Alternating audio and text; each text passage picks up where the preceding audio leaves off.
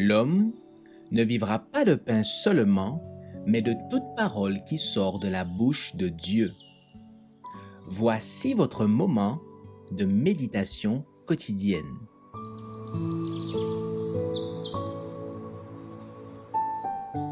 Maranatha. Le 23 novembre, le jugement pendant le millénium. Ne savez-vous pas que nous jugerons les anges? Et nous ne jugerions pas à plus forte raison les choses de cette vie? 1 Corinthiens 6, verset 3. Au cours des 1000 ans qui s'écoulent entre la première et la seconde résurrection, a lieu le jugement des méchants. L'apôtre Paul parle de ce jugement comme devant suivre le retour du Seigneur. C'est pourquoi ne jugez de rien avant le temps, jusqu'à ce que vienne le Seigneur, qui mettra en lumière ce qui est caché dans les ténèbres et qui manifestera les desseins des cœurs. 1 Corinthiens 4, verset 5. Daniel déclare que c'est au moment où l'Ancien des jours vient qu'il donne droit au sein du Très-Haut. Daniel 7, verset 22. Alors que les justes règnent comme des rois et sacrificateurs de Dieu. Et je vis des trônes, et à ceux qui s'assirent furent donnés le pouvoir de juger.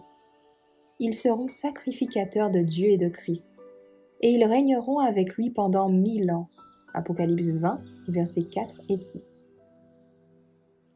C'est alors que, selon la déclaration de Paul, les saints jugeront le monde. 1 Corinthiens 6, verset 2. Conjointement avec Jésus-Christ, ils jugent les méchants en comparant leur vie avec les préceptes du Saint-Livre, en se prononçant sur le cas de chacun. Quand la mesure du châtiment réservé à chaque impénitent est évaluée, elle est inscrite en face de son nom sur le livre de la mort. Satan et ses mauvais anges sont également jugés par Jésus-Christ et par son peuple. Paul écrit « Ne savez-vous pas que nous jugerons les anges ?» 1 Corinthiens 6, verset 3.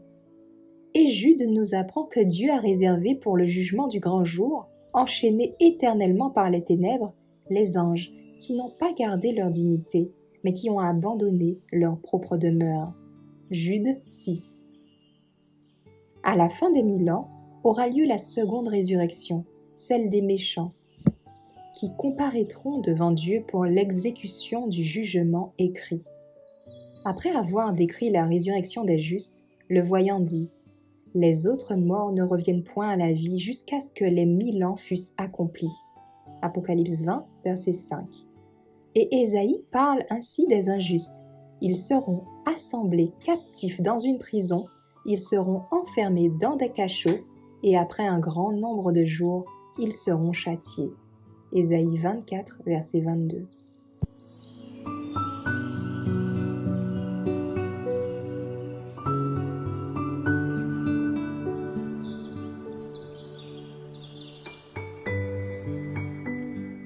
Merci d'avoir écouté cette présentation.